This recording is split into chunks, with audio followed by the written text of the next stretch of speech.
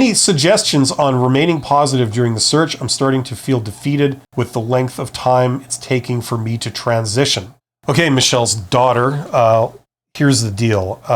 You're human, and this is a very demoralizing process. It's hard, or I would say almost impossible, if you're like a well-adjusted human being, to not come through this process and not feel this tall. This is something that's rarely acknowledged, in the world of hiring and stuff like that. I mean, certainly when you look at a lot of recruiters' behavior with the ghosting and the disrespect and all this kind of terrible communication, broken promises, it really shows that they don't give a rat's ass about, treating people with respect a lot of the time. Not always, but a lot of the time. Okay? So you're feeling like a well-adjusted human being would feel under these circumstances. There's nothing wrong with you. Okay? Now, there is another side of this too, okay, that exists kind of hand in hand with what I've just said. And that is that people a lot of times really misunderstand what rejection for a job is, okay? Let me give you a very quick example. A lot of these posted jobs, if they're actually, hiring someone from a posted job, the way it works out is that you don't just get like 5 applicants, you get hundreds and hundreds and hundreds of applicants for a lot of posted jobs. And if you're trying to get hired that way, it's very tough, because what they end up with is they end up with not one person who's qualified. They end up with maybe 20 people easily that are qualified to do this job. Like, they have everything. They have the technical stuff. They have all the soft skills. They have that personal rapport that, they have everything. So a lot of hiring managers that are going through this, it's a tough decision, because there usually isn't like a clear winner and then everybody else. It's like, no, you've got like a whole bunch of people that, if you had your way, you would hire all of them. If you were filling 20 positions, you would hire these 20 people. They all make the cut. The problem is that you only have one vacancy to fill. So you've just found 20 people that are all like perfectly qualified. You'd love to work with all of them. You think they'd all do a fantastic job.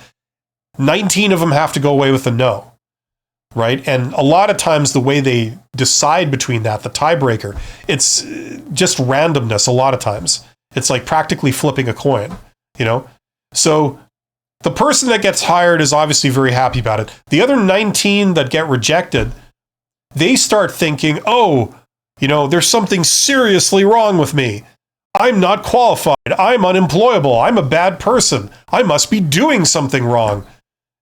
They don't want me. They're telling me that my skills and my combination of traits and stuff, it's not in demand. This is depressing. I should give up now. And that's an entirely false conclusion, because what you're playing is you're playing like a game that depends on random chance more than anything else. So the idea is that, if you are only up for one job and that happens to you, that's tragic. But if you were hypothetically up for a job like this every week, sooner or later, just through random chance, you're going to be the one person they select. You're not going to be one of the 19. Right?